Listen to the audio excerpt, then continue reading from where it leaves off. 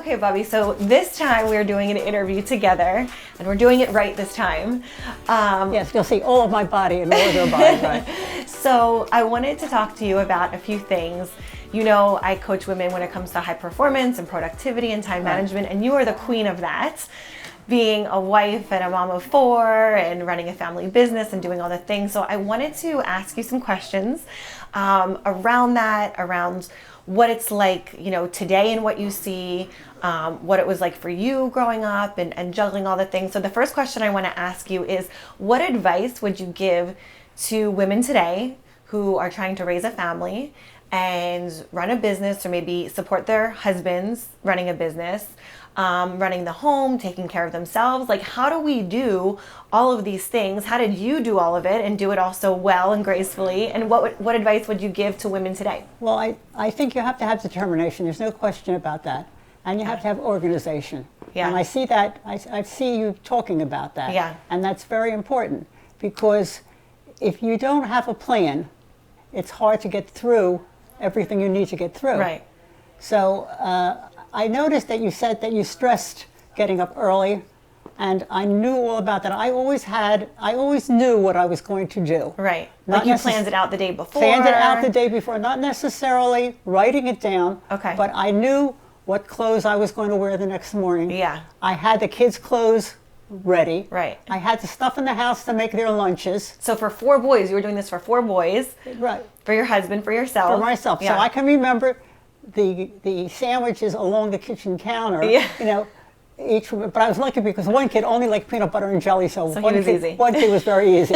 But what I'm saying is, you have to have a plan in mind. Mm-hmm. I knew that I had to do 2 loads of laundry before I went to work in the morning. So walk me through, like, what was a typical day for you? Because you were working, you were a teacher, and so I had to have my schoolwork done the night before. Yeah. Which meant that if I came home from school and stuff wasn't done, I had to be calling parents. I had to be making notes of what I was going to be doing the next day. I had to have that clear in my mind. I had to know, is this an early day? Do I have to be into work earlier for some reason? Right. Or can I be there right on time? Do I have a little leeway that day? Right.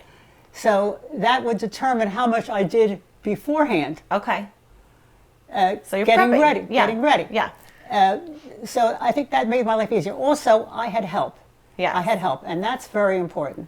I had a live-in person when my youngest was 3. Okay. And so she would get him to nursery school, and she also did the wash. Mm-hmm. She did some of the cooking sometimes. Okay. But I also knew what days I was going shopping, what days my husband was going. And how often was that? How often were you going grocery shopping? Oh, at least twice a week with full like 2 carts. Full carts of food, and Michael, the youngest, remembers unloading those carts.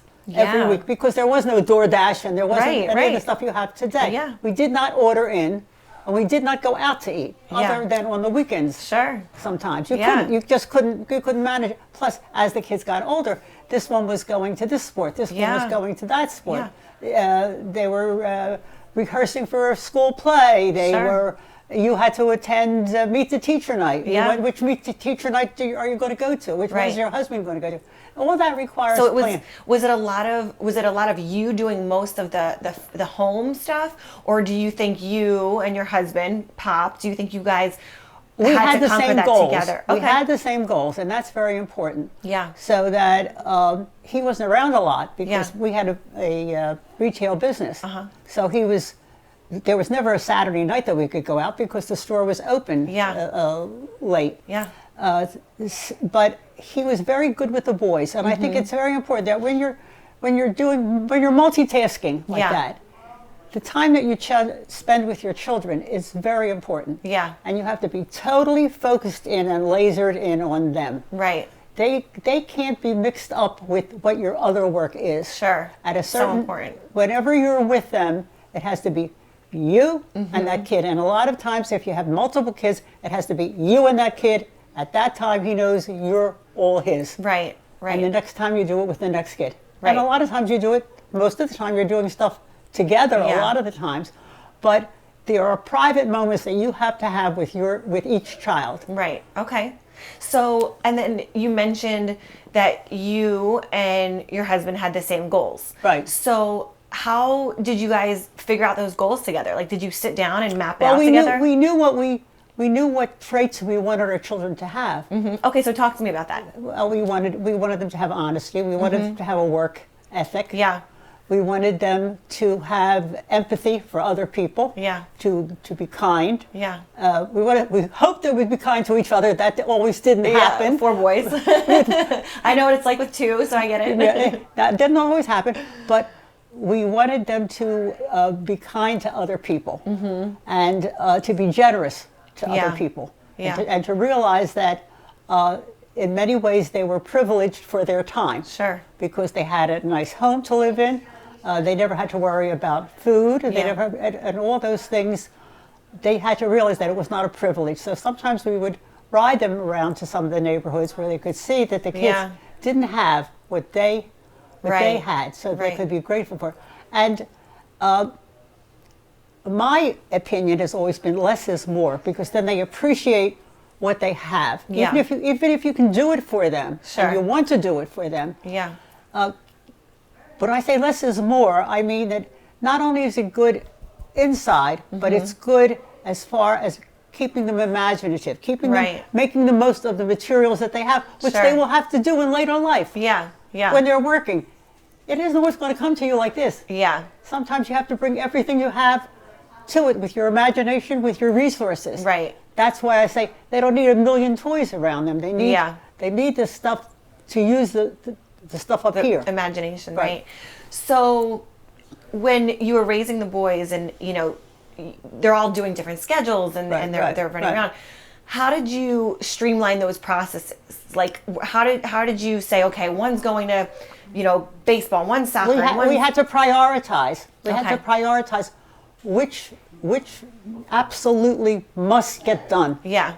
You had to prioritize. Sure. In other words, one kid might be shortchanged at some time, but the next time it would be reversed. That kid would get first priority. Yeah. And depending upon how important it was and at what stage of their life they were in, that's how you would reach the decision. And if my husband had to take off time to drive them to certain classes or to drive them to certain practices, for example, he was very big on soccer because he played soccer at Girard. Sure. So he would leave work and get to the soccer game to run up and down the sidelines to tell the coaches what they were doing wrong. Because that was, I wouldn't go there because I didn't want anybody to know I was associated with the madman that was running up and down the sidelines. So when I was saying prioritize, we would prioritize.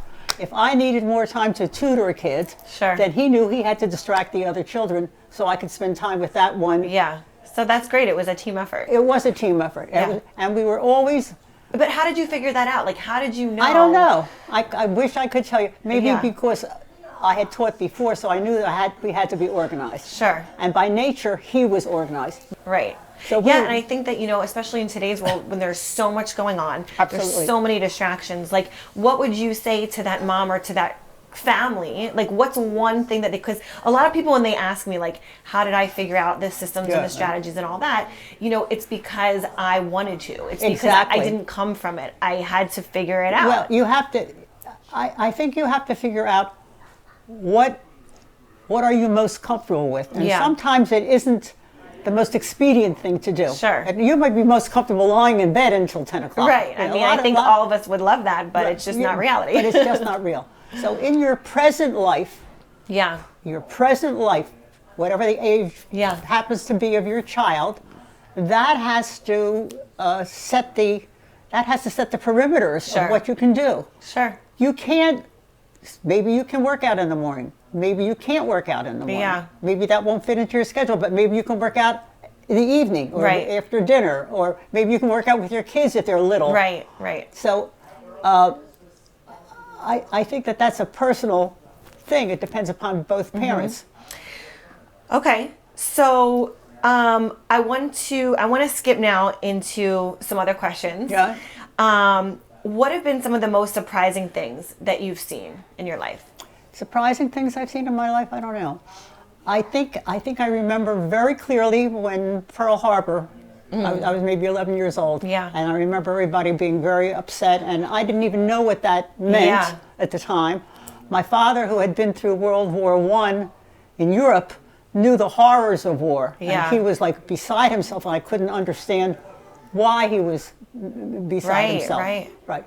The end of the war, which when I was a little older, the joy, the exuberance of people was unbelievable. Yeah. And I think marriage and motherhood, because I was a student, I didn't, I wasn't prepared for everything that entailed. What do you think, you picked up from your mother that you admired, that you knew you wanted to pass on? Like, what did you, two questions. One, what did you see that you liked, and what did you see that you knew you wanted to change? Okay. What I saw that I liked is that she was a worker. She was very determined to get what she wanted. She wanted things much better than the small town that she lived in Europe. Yeah. She loved beautiful things, could never have them, and was determined to get them here. Yeah. So she could make all these things. It didn't matter to her how long it took. Right. She wanted a beautiful home. She wanted her children to look perfect. Yeah. She wanted every curl to be in place like Shirley Temple. So she had these goals of perfection which she couldn't get before. Yeah. And sometimes that could be stressful because she set such high ideals for herself. Right. But in the end, you really had to admire how much she was able to do. Sure. That she came here, she learned another language. Yeah. Right? She worked along with my father. Yeah. I had to admire her for that. Right. She ran a beautiful home, although she had help in the house. Yeah. Because so that she could go to work. Okay. So those, but with it all, she placed stress on herself, and she placed stress on her family because her standards were so high. Right. And then, so is that something that you think that you saw that and you knew you wanted to do differently? I didn't want to put as much stress on my family as I felt she put on us. Yeah. But because it needed to be perfect. It needed to be perfect, and I liked beautiful things. I picked that up from her. Yeah. I liked the house to be orderly. I picked up a love of antiques and things like that from her. I picked up the desire for knowledge that she had. Yeah. And I knew I wanted that. I just didn't want it to go to the degree that it was with her. Right. That every single thing had to be a certain level of perfection. Yeah. You can never reach that all the time. Right.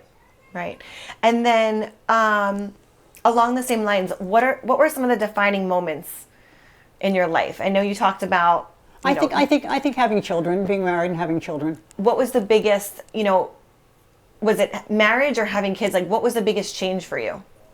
I think having children. Yeah. Going from 0 to 1, 1 to 2, 2 to 3, 3 to 4. What was the biggest? No, because when you're first married, everything is, you're doing everything together. You don't have, even if you're working, there isn't that much pressure. You're making do with what you have. Yeah. Your life is going along. As soon as you have a child, each child is different. Each child brings a different amount of joy and a different amount of emotion to your marriage.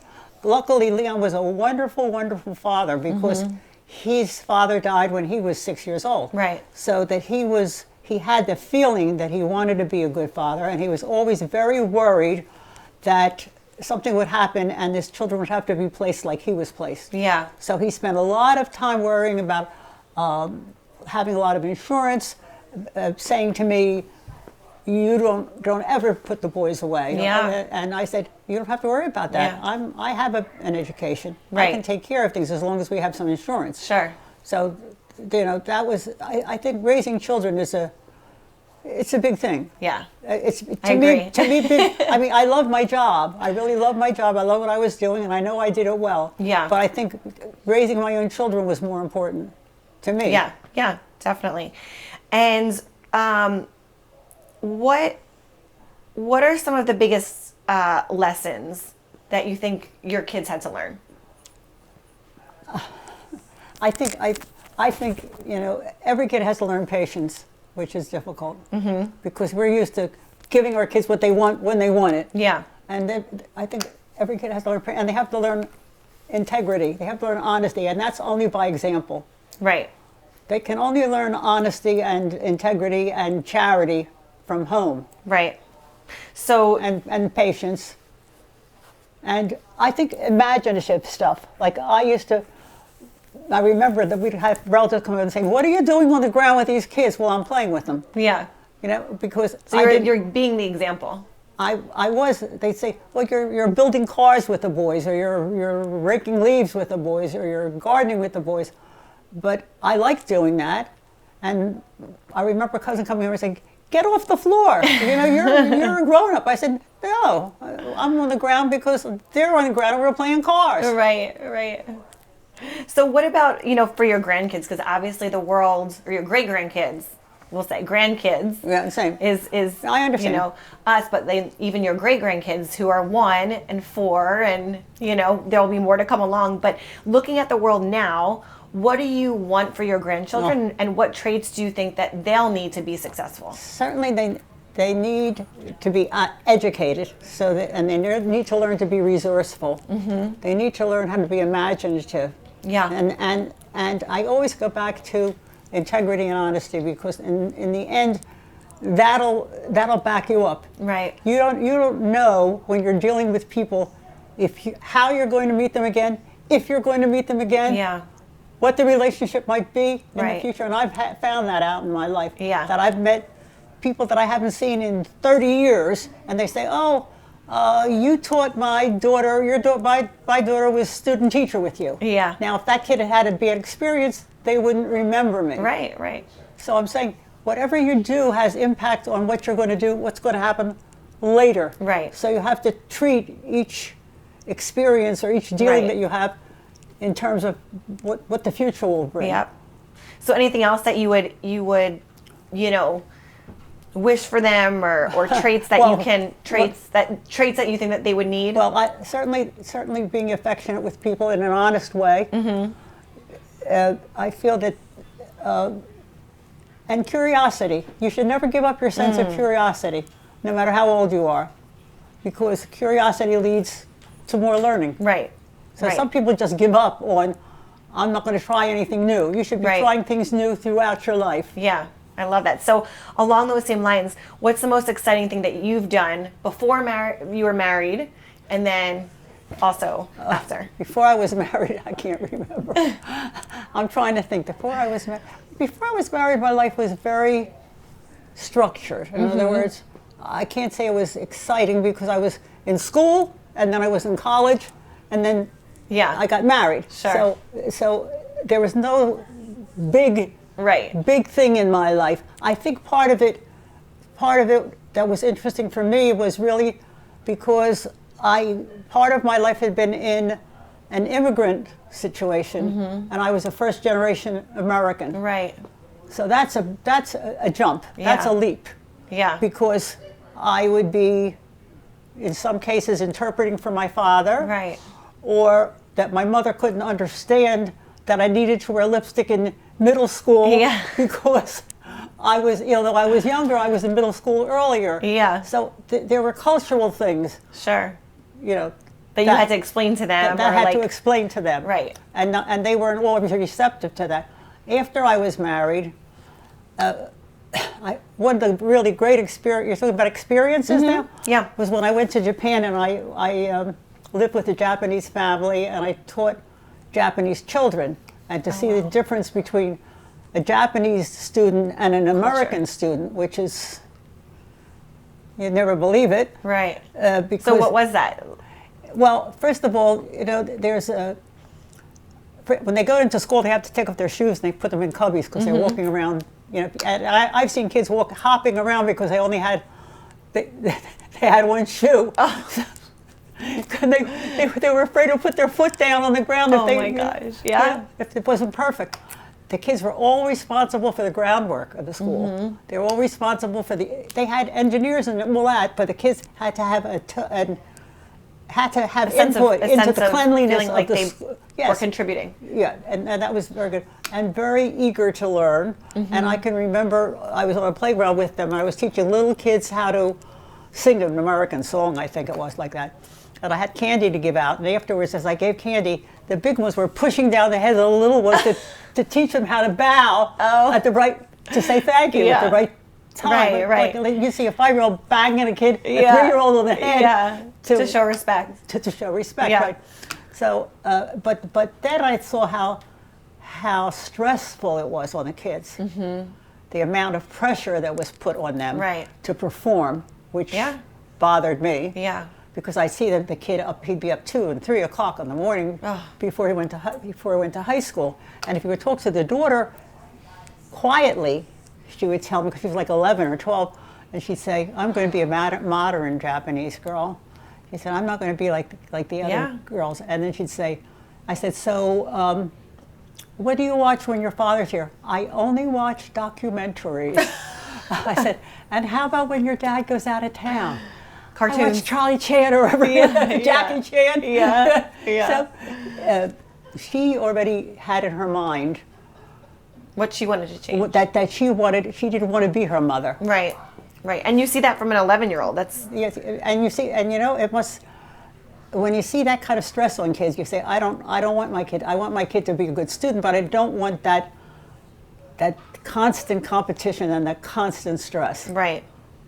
Which makes sense because you see it at such a young age, with the kids. So along these same lines, how do you think kids should be disciplined today? Because I know that there's a lot of, and I don't like the word discipline, but how do you think kids, through the learning process of, right and wrong. Let's say right and wrong. How do you think? I think that when you see a child doing something that they're not supposed to be doing, you cannot be hesitant about disciplining them right then and there. Yeah. They have to know that is a no-no. Right. And you're not going to keep your kid happy every single moment of their life. Yeah. And your kids are going to love you even though you say no to them. Yeah.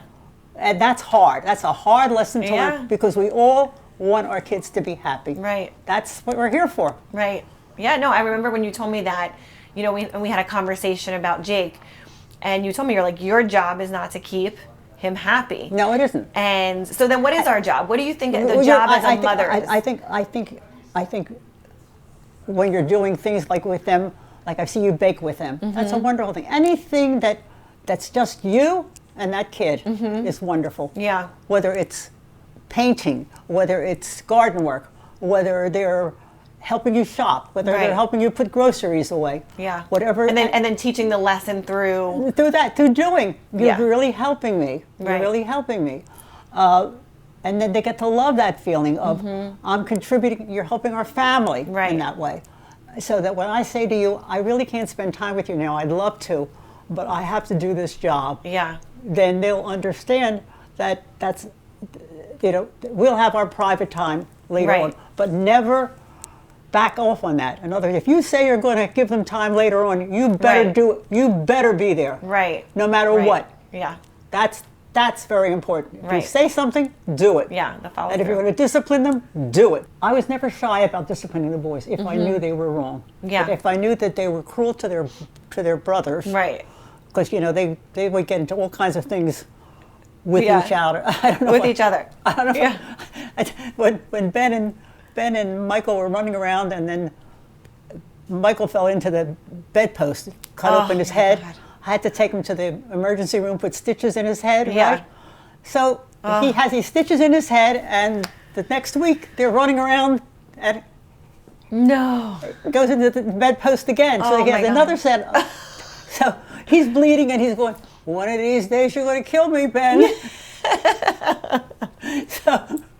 And when I took him to the hospital, they wouldn't even let me in the room because they thought I was abusing him. They thought I was mauling my own kid, and they had me in a separate room. So I'm just saying, that is all a learning process. Yeah. Yeah. So Ben had to say, you can't be running around with the 3-year-old. Right. Like that. Yeah. That you did it before, you did it again. And it's happening again and again. No more. Yeah. Or if they say cruel things to each other, or do mean things to each other, that has to be taken care of, because you would say you don't want anybody to treat you like that. Right. For example, if I would see them cutting into each other's time. When when a kid was trying to explain something, another kid jumped in. I say, hold it. This is his time. Right. I'm listening to him now, and I promise you I will listen to everything you have to say and do it. Yeah. Yeah. So that they know that they don't have to. There's always going to be some competition that you can't. Right. You can't help that, but I think you can.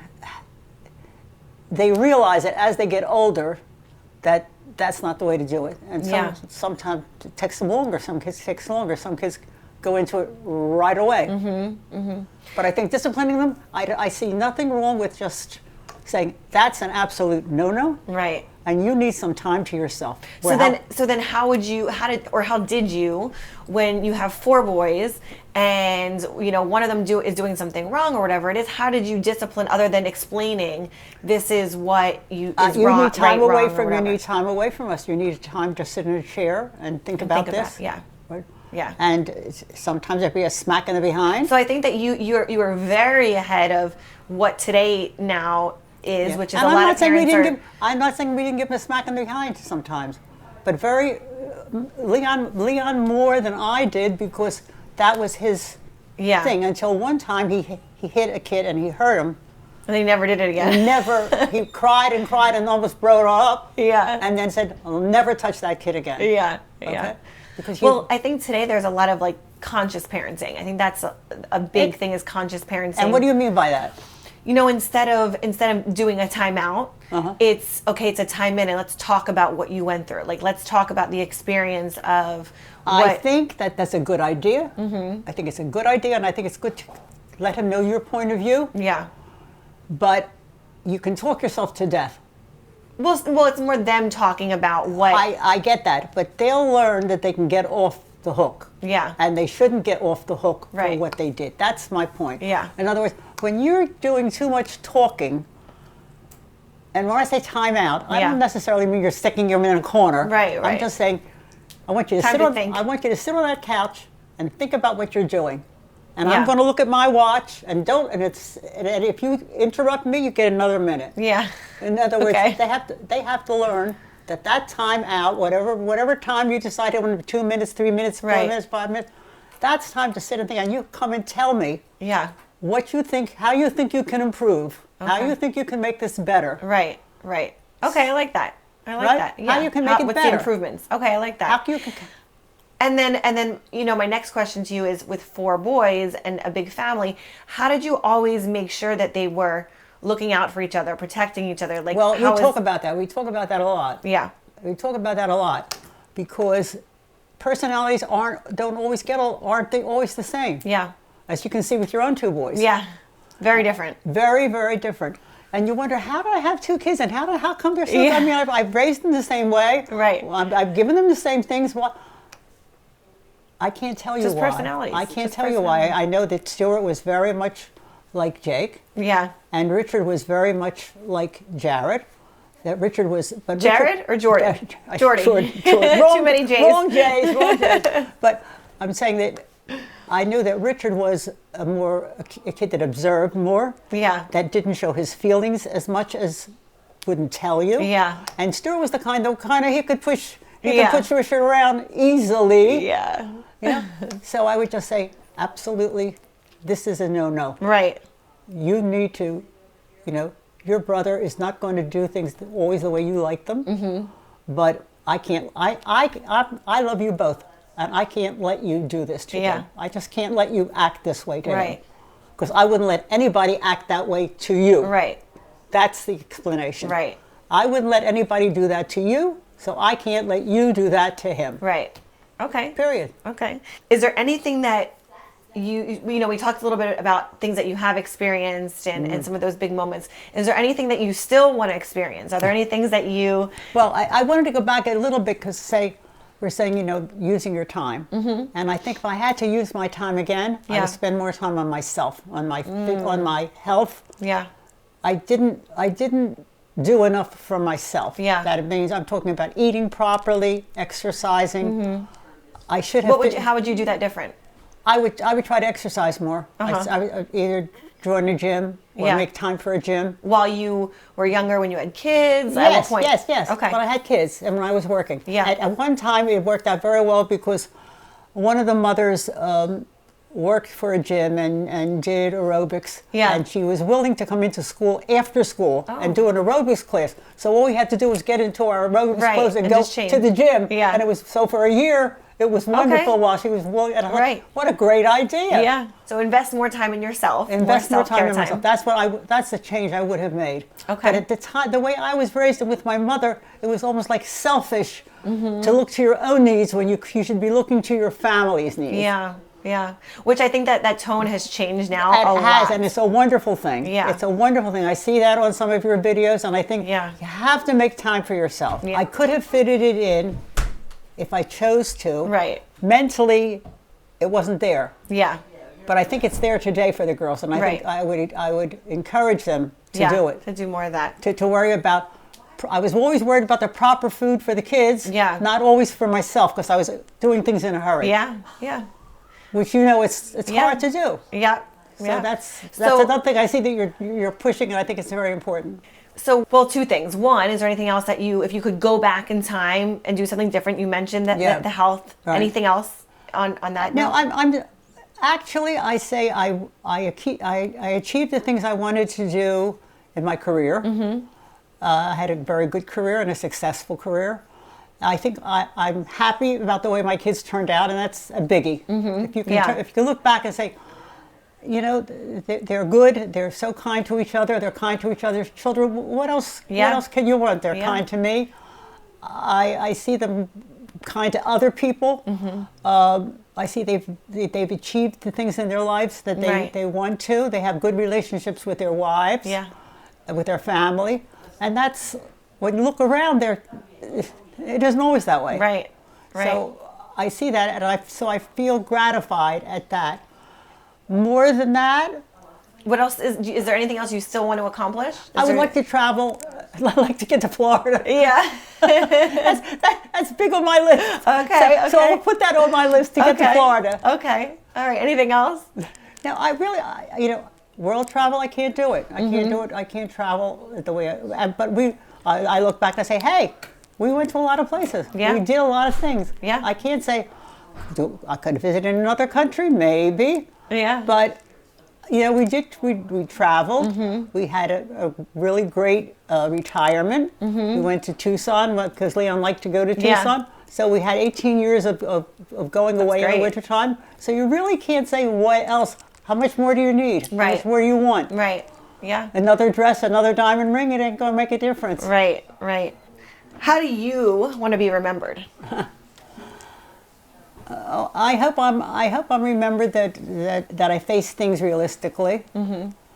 Which, by the way, I have to tell you, whenever something comes up, I always say, like when I talk to Jared about it, I say, I need to think about, how would Bubbie think about this? That's kind. Because what I really admire and what I need to work on myself a little bit more is not being as emotional with things. I think that you handle things really, really well. Well, I tried to. There was honesty, and that I had a sense of humor, mm-hmm. which I think sense of humor gets you a long patience.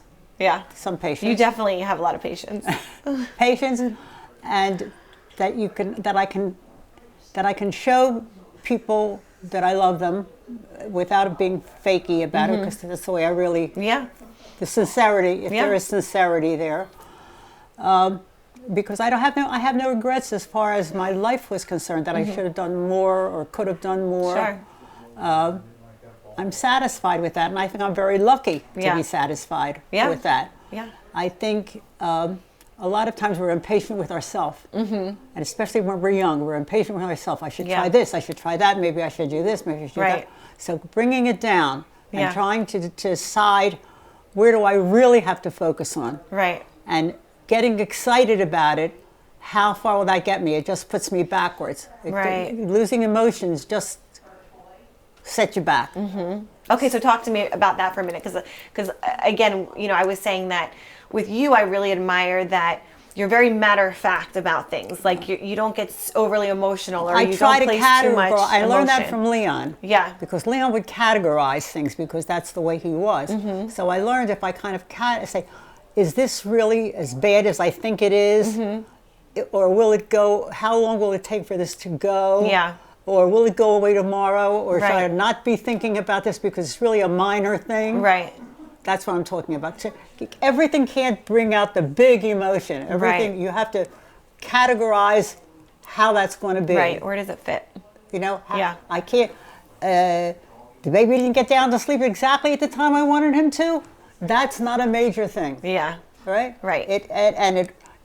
If it gets into my other plans a little bit, it gets into my other plans a Right. little bit. Right. So that's what I'm talking about. You can't control your whole environment. Yeah. Yeah. That's the whole thing you have to get here. Okay. You cannot control your whole environment. Yeah. Because there are the kids, there's the house, there's the housekeeper, there you have a husband somewhere in the picture. Well, I think the one thing that I really admire about you, I've always admired this, is that you did each compartment so Right. well. You know, like you. Well, that comes with time and time and planning and organization, Yeah. which people don't see right away. Sure. But it helped me because Leon was the same kind of person. Right. And I learned from him. Yeah. I was basically not disorganized, but not as organized as he was. Yeah. So I learned to do certain things for him. Yeah. Like I noticed I would keep things in my mind, he would write them down. Yeah. So I learned that by writing them down, it was easier. You like that order. Right. Yeah. The order. I had the order in my mind, but I could see that when he was at work, he had a yellow pad and he had the person's name and he had the job they were going to do. Yeah. And I thought, oh, that makes sense. Yeah. I love that organization. I didn't go to his degree, Right. but I went to my degree. Yeah. Yeah. So I knew you did what worked for both of you. And even today, I might have a book and say, tomorrow I have to do this. Right. I want to do this. Yeah. I have to as a want to. Right. Okay. All right. So I have a couple questions here that your first son wrote for me to ask you. Oh. So we're gonna just do like two of these. Okay, whatever. Pick one. What was one of your best summer memories of the summer vacations in Ventnor? Oh, a lot of them. I wish I had. I can remember taking you kids for breakfast on the beach, and we would. I'd get bagels and juice, and I'd give you a plastic bag and say, "Go find treasures on the beach." Yeah, and see, even that was so creative. And you would go and you would bring home one flip-flop.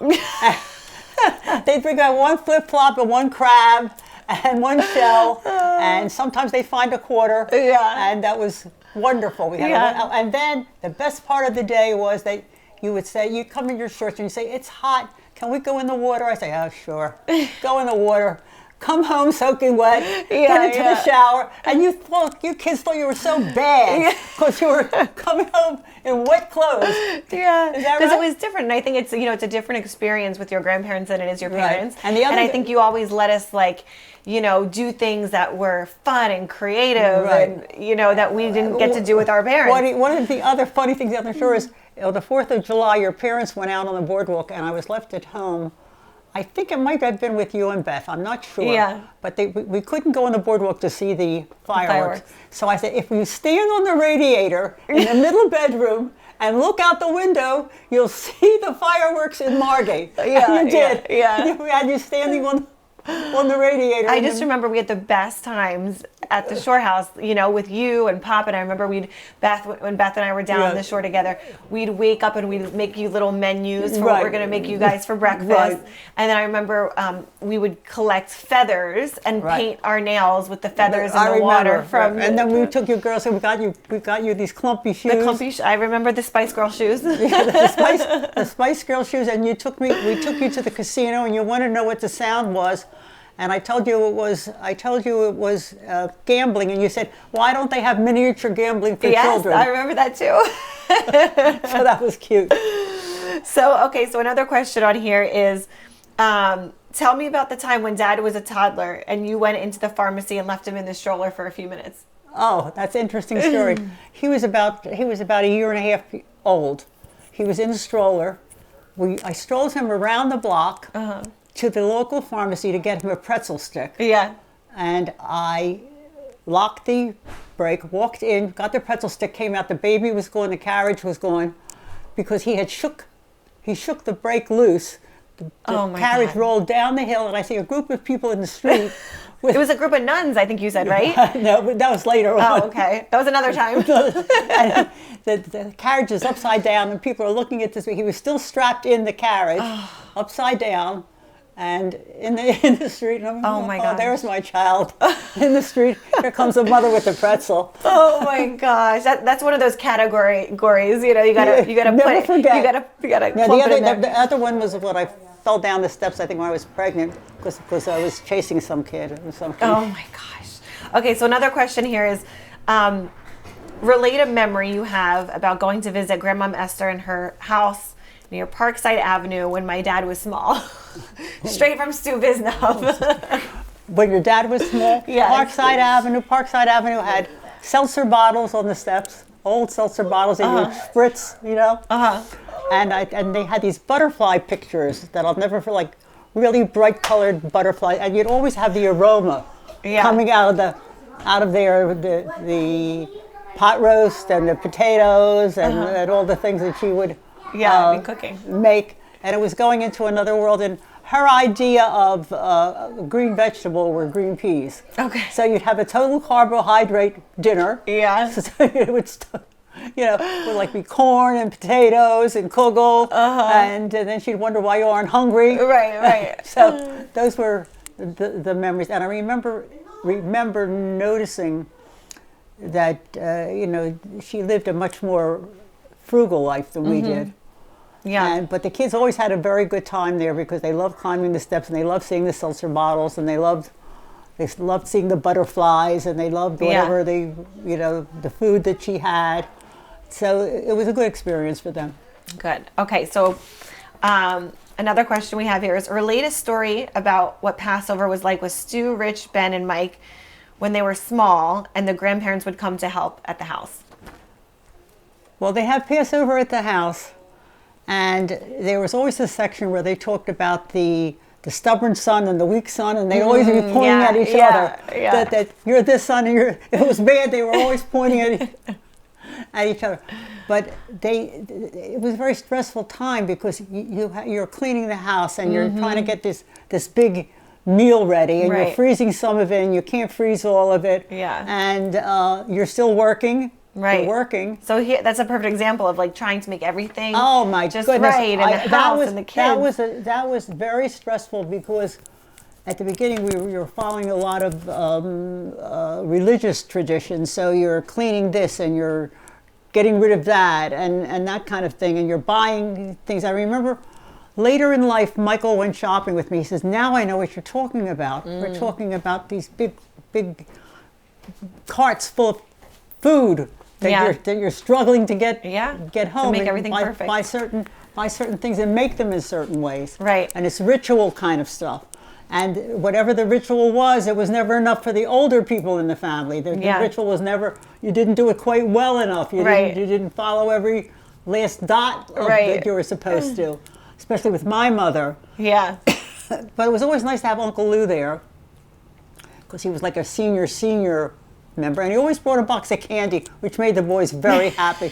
He always brought chocolate candy, Whitman's chocolate sampler, which made the boys extremely happy. I'm sure Pop was happy with that too. Yeah, very happy with that. And Pop, it was not as important to him, and so we would have some friction there because he could not stand all this work that I was putting on myself. Yeah.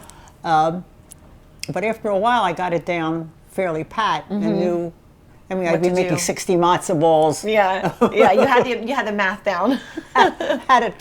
Now it's hard because I don't know how to cook little. I only know how to cook big. Yeah, because that's what you were doing all the time. Yeah. So that was the story there. Okay. It was and then the last question is, tell me about my dad's bar mitzvah and any special memories that you have about that day. I had a lot of special memories about that day. It was, first of all, my mother had to have her costume. She had to look a certain way. Yeah. And I was trying to get my clothes for together. Right. And it was a spring. It's not enough to have to do like the kids and then you. It's like your mom. So I had to. And I was buying my first kind of special dress coat outfit, and I needed a hat because you were in synagogue. Yeah. And my mother made her outfit. Believe it or not, made her outfit from scratch, which was gorgeous, a dress and a coat. And it was a catered luncheon, and of course all the older relatives were going to be there. Yeah. And my father was already gone, but my father's brother came. And who was? His name was Meyer Zwickel, my father's younger brother. Okay. And he came and he was very excited to be there, and he'd always pinch Stuart's cheek real hard and say, "Do you remember who I am? Do you know who I am?" That old Jewish thing, where you pinch the cheek. Yeah. And everything was going very well until this guy had a heart attack at the bar mitzvah. Oh my gosh. And we had to have the ambulance come and take him away at the bar mitzvah. Wow. Wow. And he died 3 days later or 4 days later. Oh my gosh. Really. And just think about that, the planning that goes into it, and money that you're spending. And he was so happy to be there. Yeah. He was so happy to be there, and this was at the reception. He died at the lunch. I mean, oh my gosh. So that is something that I would never forget. And the other bar mitzvah story that had nothing to do with your father, I'm trying to think which one it was. So I think it might have been Michael's. Forget. I know I was wearing a white outfit. No, it was Richard's. I was wearing a white outfit, a white outfit with a white jacket and a big white designer hat and the whole schmear. Yeah. And I get in the reception line and somebody spills red wine right down the front of my dress. Oh my gosh. They talk about wanting to kill a guest. Yeah. So those were all bar mitzvah stories. My gosh. But his bar mitzvah, I remember. Oh, the other thing about Stuart's bar mitzvah. Yeah. Leon had never had any Hebrew training. Yeah. So to him, that Stuart learned enough Hebrew to do a bar mitzvah was a big thing. And he said to Stuart, "You'll never do anything wrong in your life again." He was so thrilled with Stuart's performance, Right. So he said, if he got through that, he'll never do anything wrong in his life again. Oh my gosh. Well, he was so proud, He was so proud of the boys. Yeah, he That's was amazing. Proud. And even today, in Anne's Choice, people always say, Leon and his boys. Yeah. Leon and his boys. Leon was always pushing his boys. Yeah. Leon and his boys. He was he was proud of his boys, but he was proud of his family. That was the biggest. What? Of his family. Of his family. Yeah. Yeah. He was. But he was. There was nothing that was important to them that wasn't important to him. Mm-hmm. Yeah. It didn't matter what it was. If they needed to go for a job interview, he would be driving the car. Yeah. If they needed, Michael got I remember one of the things that reminded me of Pop recently, I was talking to Jared about something, a pair of shoes I wanted to buy. And Jake and Jared were sitting next to each other. And I said to Jared, I really want to buy this pair of shoes for this wedding. And Jake goes, well, Mommy, just buy them then. And I said, oh my gosh, that reminds me so much of Pop. Right. Because I remember talking to Pop about something that I would need, and a pair of shoes, tutoring for math, it would be anything. And he would be like, well, what's the problem? Just go get it. Right. He only wanted you to be happy with whatever it is that you needed. Right. And as a result, I would never, I guess I didn't need that much, or mentally didn't need that much, but I knew. Well, we had an agreement. Yeah. Our agreement was that if you're going to spend over $500, give me a call. Yeah. He would tell me that if you want to spend over $500 on something, then tell me. Let me know. Give me a call. Give me the heads up. Give me a call. And that was very generous. Yeah. And I never did spend over $500 at a time, because if we were buying furniture, we would do it together. Right. If it was a big item, we would do it together all the time. Right. And we usually. Our tastes were very much alike, so like when we were buying a house, we both looked at them and he said, if I like it as much inside as I like it outside, this is the house. Yeah. And I said, well, I feel the same way, but let's look at the inside. Yeah. So he wanted to get things done, and when it came to his children, he was going to find a way to get things done. Yeah. If they wanted a bicycle, but not in a over-the-top way. Sure. If it was over the top, it wasn't going to happen. Sure. But as far as college was concerned, he was the one who said, you have to go to work because we don't want the kids to have college loans. Right. Or we have 3 bar mitzvahs coming up. Right. Or something like that. Right. So that made sense to me, and I was very lucky to get a job in the township. Yeah. In the same township. I didn't have to travel, far. Sure. But he was very generous that way. Yeah. So what's to wrap things up? What would be one piece of advice for women today? There's going to be 3 things. Just one piece of advice for women today, one piece of advice for couples, and then for families. Just one piece of advice for each.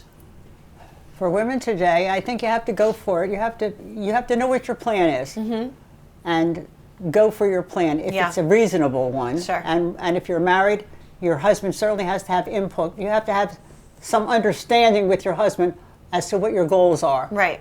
What his goals are, what your goals are, how are you going to help each other achieve those goals together. What else are we talking about? And then as a family, like what would you say? As a family, I think you have to reinforce that family unit. That we're always for each other. We'll always be there to help each other. Yeah. We might not approve of each other. Right. We might not agree with each other. Yeah. But we are that unit. Right. And to look for the best in each one of you. And to know what that other person has that you don't have. Right. Or what you have that other person doesn't have. I don't mean material, I mean qualities of that person. I like that person because they have a good sense of humor. I like that person because they're always dependable. I like that person, because they've always been honest to me. I'm resentful of that person because they haven't always been nice to me.